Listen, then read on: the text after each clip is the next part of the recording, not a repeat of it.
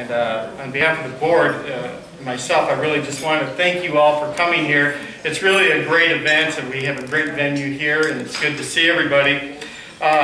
Just to tell you real quick remarks, I'm going to turn it on over to Carla, but as many of you know, we've certainly had some challenging times here this last year. My background with Meals on Wheels, I've been on the board about 6 years, and I've delivered for over 15 years. And I've certainly seen a lot of good times and really been in the trenches for a very, very long time. So I know really what the dollars that are donated here for this program really do, because we see it every time we deliver. And it's such a huge impact in the community. And really with what we're seeing more and more is more need, and we're seeing more clients, and not only because of economic times, but because of what Tarrant County is doing as a growth in the demographic trends of that. Carla may speak a little bit more on that. But I just want to tell you that we are really excited to see all of you and get a chance to meet some of you. We certainly don't get a chance to do that all the time.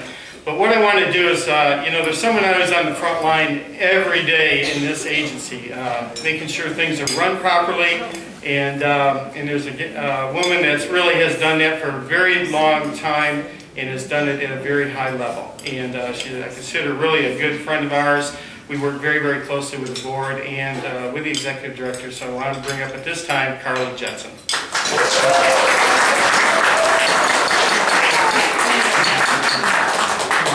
Wow, Kurt, thank you so much. I appreciate that. And I appreciate all of you. You're the reason we can do this. You know, last year we were almost at 1 million meals. Over 985,000 meals we delivered. 985,187 meals. Okay? And another demographic that's even more amazing is our clients increased by 7%. Now think about that. All of you are in business. You know, you're really smart people. If a company had a 7% increase in their customer base every year, they would say, man, we got it made, right? Well, we're looking at even a faster growth in the next few years than we've seen this past year. We are in the process of doing some very hard calculations, trying to figure out our future. That we have been notified by the railroad that eventually Tower 55 project will probably take our building. And with that, you know, and it may be 25 years and none of us may be around except for a couple of them to see it. But it really made us stop and think, because we have already outgrown our building, and yet we can't really sell it, probably, because everybody knows that Tower 55 eventually will take it. When they do the big trench, not phase 1, but phase 2, will eventually take it. So the board has been really agonizing. How are we going to meet the needs? So we did some demographics. We went to the North Central Texas Council of Governments, and we asked, how many people above the age of 60 are we going to have in 2020, 2030? And as somebody who is already in that demographics myself, I will tell you that we are going to increase by 51.26% in the next 10 years. Let me say that again. 51.26% more people above the age of 60 in Tarrant County than right now. That is scary. All of those baby boomers are getting old. As somebody who's one of the oldest baby boomers, I never could quite figure out why my class and the class below me was so much bigger than everybody else. Took me, I was a slow learner. It took me a long time to figure out, oh, Dad came home. Got it. Yeah, I thought I was a planned child. I found out that wasn't quite right. But we're looking at much faster growth. And so what are we going to do? And we're looking at property. We're trying to figure out how to do it. And we'll certainly keep you posted. But we're trying to meet the needs. We're meeting the needs today. But if we grow 51%, our building isn't big enough.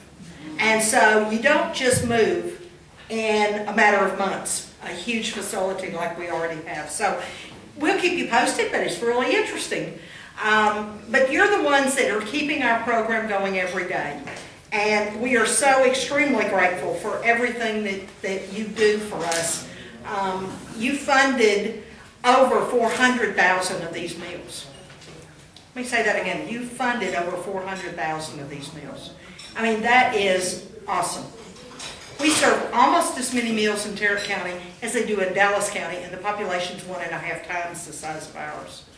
So, and the reason we can do it, they have long waiting lists. I mean, months and months. And you tell somebody that cannot provide a meal for themselves that we can't serve you for months and months and months. And our board made the decision 35, 37 years ago that that just was not acceptable, period. It's not acceptable. And so through a lot of fundraising, through a lot of support of people like you in the room, we don't have a waiting list. We don't believe in a waiting list. We triage our clients to make sure we're serving those with only the greatest need. But we won't have a waiting list. Last year, we had challenges with our volunteers. We growing 7% in clients, and we had to have 7% more volunteers, at least, to meet the needs of those 7% more clients. And so, once again, Tarrant County came forward. We certainly were on our knees, and we were trying to get the media to tell our story, and once again, Tarrant County came through. So we are so very grateful for all of that. And we are grateful for you. And I'm going to introduce our wonderful host, Tom Struess, who has not only giving us this facility, but has been a supporter for. Thank you, Tom, for this one. I think I'll move in. Okay. And I think I can make myself at home here. But anyway, he has been a big supporter of Meals on Wheels and his lovely facility. He and his wife, Elizabeth Falconer, have donated for our facility tonight. So thank you so much, Tom.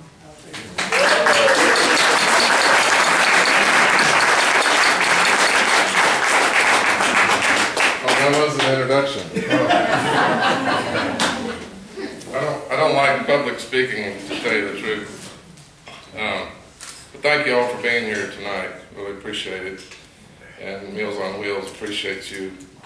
Much to my horror, I just saw the agenda and it says that I was supposed to speak for 10 minutes.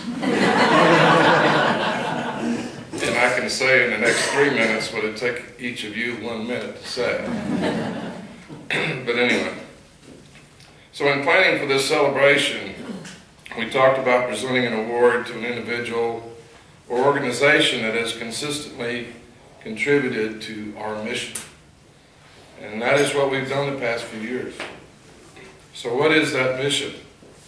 It's to promote the dignity and independence of older adults, persons with disabilities, and other homebound persons by delivering nutritious meals and providing and coordinating needed services. So in the worst economy that most of us have endeavored to endure, this organization has been able to continue its services, even experiencing, as she pointed out, a little hard-fought growth. It occurred to us when we were planning this meeting that there might be a greater purpose tonight. We should be celebrating the human kindness and generosity of so many people despite very difficult times that have placed this mission that I've described before many of their own priorities and their own needs. And so each of us had to question our own priorities. And in this economy, we all have to do that. So what is that spark that causes good people to help each other? And if you think about it in the context of the economic conditions that we're in, it's an amazing question, in my view. And it's one that deserves some attention. So this evening is then a tribute to all of those donors who made so much possible to so many that are in need. Thanks to all of you, and if you know someone else that could not be here tonight, please take the opportunity to give them our sincere gratitude. You and they are very special people.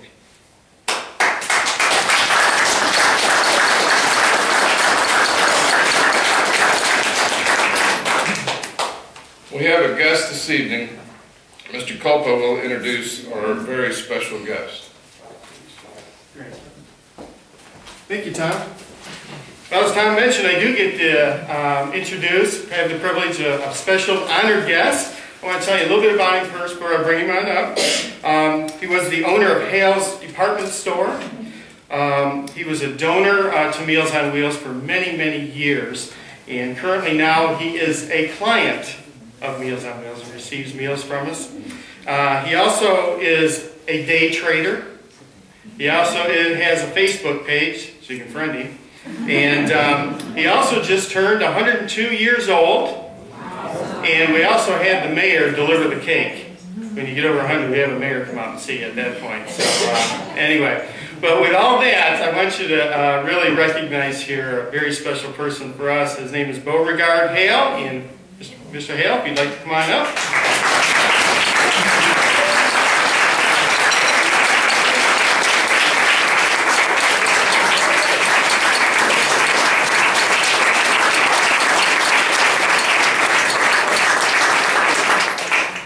It's really a privilege to be among such a nice group of people. And it's a privilege to be, in fact, it's just a privilege to be here. But I've been taking this Meals on Wheels through the generosity of one of my neighbors down the street.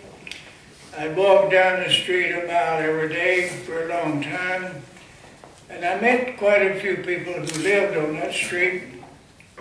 So one of them came by one day and she saw me out in the yard. She looked like I was getting a little thin.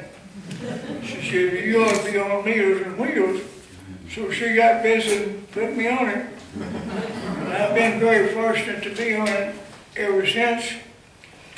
And it's been a big help to me.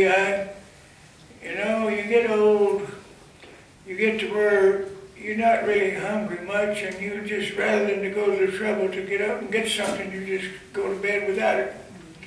And so it's not a good thing. Pretty soon you begin losing weight. But this Meals on Wheels is a wonderful thing. I used to contribute to it from time to time, along with other contributions that I made. But then I decided that maybe I should do more since I was on it. Which I did, and I'm not a big contributor, but I realized what a valuable thing it is to many people. So many people are not as fortunate as some of the rest of us that we can get out and get something. Some of them can't even get out. So you just can't value what Meals on Wheels is doing for people. It's just a wonderful organization, and I certainly want to compliment the whole organization, and I hope that they continue to prosper on. And I would like to, this is not maybe the best thing to bring in right now, and I mean no offense to anyone, but I'd like to wish for each of you the peace of mind that only Christ can give. Thank you.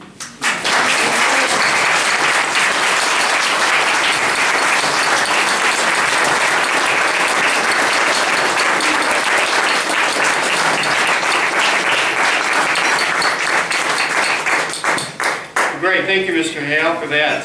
Awesome, thank you. Well, I want to wrap it up here, and but obviously there's a few thanks that goes around here. I really want to thank Tom Strews, that you saw earlier, and Elizabeth Falconer. I want to thank them for providing the facility for us. If we could thank them.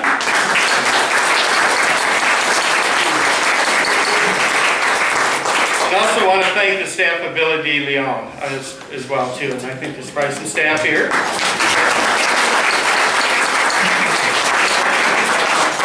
Also want to thank John Covert and Valley Innovative Services and their wonderful staff for the food and drinks and service.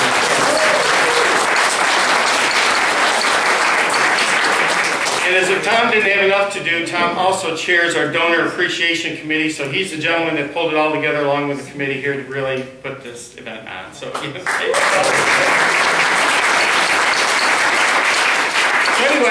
enjoyed the great food. I'm sure there's some left. I think there was some cake there. Bobby didn't eat it all. Were you over there, Bobby? So drinks, music, and also enjoyed the view of Fort Worth. And if you... And there are tours. There are tours. Models. There are 2 models that come to the 4th floor. So if people want to go see what these look like in furniture, they need to make it way to the 4th floor and they're unlocked. Okay, did everybody hear that? 4th floor for a tour with furniture. So, okay, so anyway, find out more. But thank you so much for coming, okay? Thank you.